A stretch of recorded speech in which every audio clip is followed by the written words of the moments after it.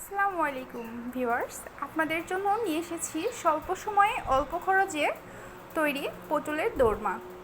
পটলের দোরমা তৈরিতে যা লাগছে, প্রথমে লাগছে পটলটা খোসা ছাড়িয়ে নিয়ে সল্ট দিয়ে ভেজে নিতে হবে। ডিমটাও সেদ্ধ করে একই রকমভাবে ভাজতে হবে। আর লাগছে কাঁচামরিচ পেস্ট, কাজু বাদাম, তেজপাতা, এলাচ, কাঠবাদাম, দারচিনি, শুকনো লঙ্কা, হলুদ, ধনিয়া, ভাজা জিরে গুঁড়ো, স্বাদ মতো লবণ, আর লাগছে বেরেস্তা। পেঁয়াজটা ভাজার পরে একটুখানি চিনি দিয়ে ম্যাশ করে নেবেন। যা লাগছে দুধ আর একটুখানি কাসুন্দি, আর লাগবে ধনিয়া পাতা। এবার গ্যাসটা অন করে সেখানে তেল দিয়ে দিয়েছি কিছুটা পরিমাণ। আমি সবগুলো মশলা তেলের মধ্যে অলমোস্ট দিয়ে ফেলেছি।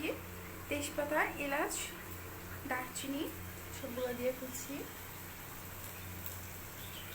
তো আমি মশলাটা সুন্দর করে কষিয়ে নেব। আর মশলা যখন কষাবো তখন একটু একটু ভাজা ভাজা হয়ে আসলে তারপর দুধটা দিয়ে দিব। আর কাজু বাদাম, কাঠবাদামটা পেস্ট করে নিব। এরপর আমি দুধটা দিয়ে দিব। এখানে মশলাটা হয়ে গেছে ভাজা ভাজা।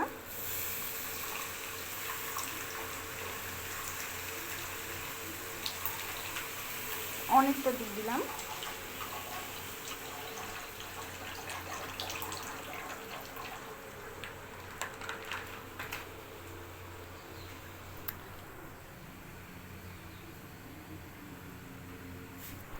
তারপর একটু নেড়ে দিব।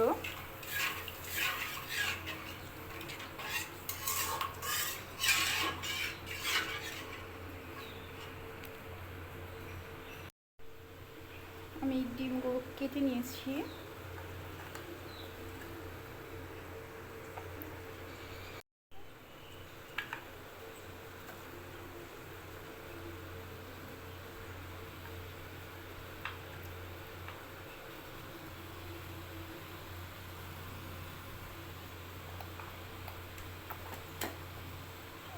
আমি পটল ভাজিও দিব।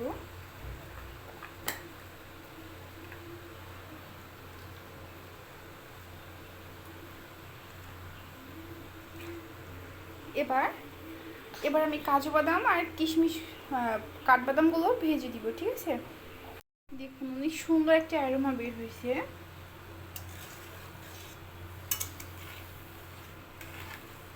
আমি রান্নাতে কোনো পানি ইউজ করছি না। আমি এখানে কাজু বাদাম আর কাঠবাদামটা দিয়ে দিয়েছি।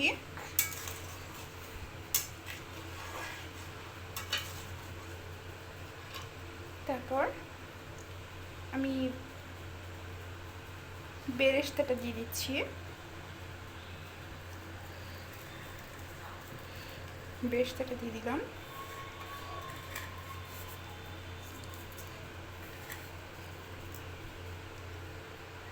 এবার একটু ভাজা জিরে দিব, ভাজা জিরে গুঁড়োটা দিব,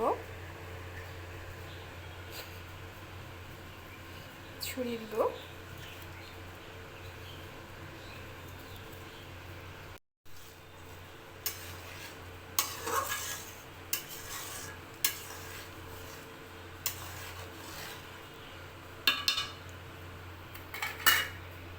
এরপর চটজলদি বানিয়ে নিলাম আমাদের পটলের দোরমা।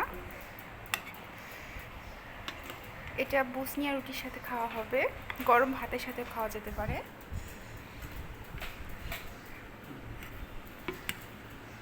ঝোলটা অনেক ঠিক হয়েছে। আমি রান্নাটায় কোনো পানি ইউজ করি নাই। আপনারা সেভাবে করবেন। Thank you.